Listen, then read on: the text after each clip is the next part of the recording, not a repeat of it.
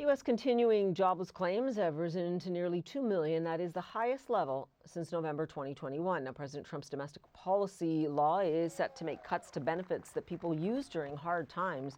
That includes programs like food stamps and Medicaid. In fact, CNN's Jeff Zeleny spoke to a woman in Missouri who relies on Medicaid for her daughter with cerebral palsy. It's not a luxury. This is not a luxury. I do not have my daughter enrolled on Medicaid so that we can have fancy things. I have my daughter enrolled in Medicaid so that we can keep her alive. I'm worried that the red tape is going to affect our Medicaid because of just the oversight burdens, and that as a result, I'm going to lose my daughter. Now, this might come as a surprise to some. The U.S. actually spends a lot of money on social programs, nearly 30% of its GDP as of 2019. Now, you'll note that's before the pandemic led to big spending fluctuations almost everywhere in the world. The UK isn't far behind, spending more than 24% of its GDP on social programs that year. Now, Prime Minister Keir Starmer had to recently walk back a plan to cut disability benefits after facing a rebellion from Labour lawmakers. Danny Sriskandarajah is the CEO of the New Economics Foundation. He is also the former CEO of Oxfam, and he joins us now. Happy to have you with us. Now, look, The Economist has declared that Britain's social contract is fraying. They didn't say it was failing, though. Starmer's Labour Party has been in government for a year now. Voters, though, already grumbling. Is the fragility of that social safety net something that Labour is always expected to uphold? Is that really at the heart of the voters' contempt right now? Absolutely. I think there's a lot of disappointment amongst an electorate that gave this government a huge majority about a year ago.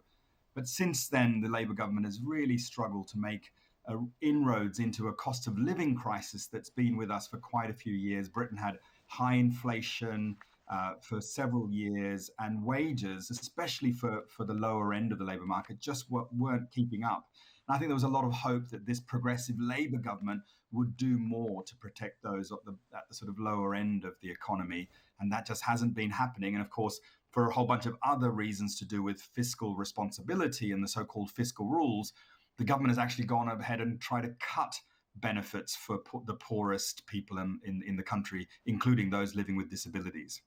And in terms of that pressure on the social safety net, I mean, it is a phenomenon that will strike nearly every developed country. Starmer, in fact, has spoken quite bluntly that if Britain is to defend itself from an existential threat and still grow the economy, there will be sacrifices. Now, you argue what's needed is a tax system for the 21st century. What does that look like? Because many people do not believe that that's possible right now if you want to keep the structure of a social safety net intact. Yeah, look, there's a huge dilemma, not just for the UK, but almost all of the Western world, which is that the tax system that we've built is not generating nearly enough resources for the expenditure, not just welfare, but also, defense increasingly and all sorts of other things that are expected of the state.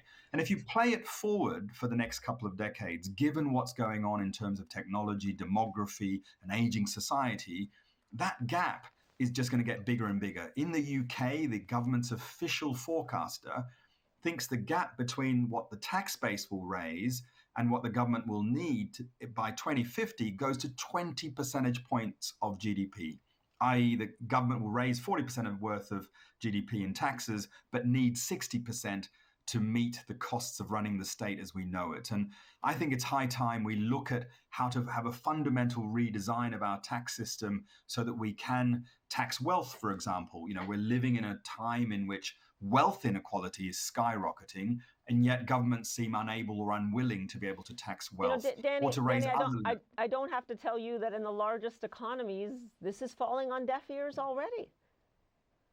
Well, it's falling on deaf ears, but I think the economic reality is going to bite. So it's a question of when, not if, we raise taxes, particularly on wealth, but it's also other things, right? So, a lot of countries, the US is a good example, fuel duties and other duties on fossil fuels, pay for a lot of transport infrastructure. But, in Europe, there's already a huge transition to zero emission vehicles. And so fuel duty revenues are falling. The state needs to find a better way to raise resources to maintain roads and public infrastructure. And so that's what I mean about a 21st century tax system that is going to be effective in raising resources. Danny, listen, in the midst of all of this and everyone trying to grapple with all of this, you actually are in the midst of a 4-day work week. That's how you work. You are a proponent of it as well. And yet the world is finding out that in the world of AI, keeping work and finding work even, it really mimics like a Survivor Island episode here. Do you think in this environment that you and I were just discussing, limited resources, what is the virtue of a 4-day work week in that?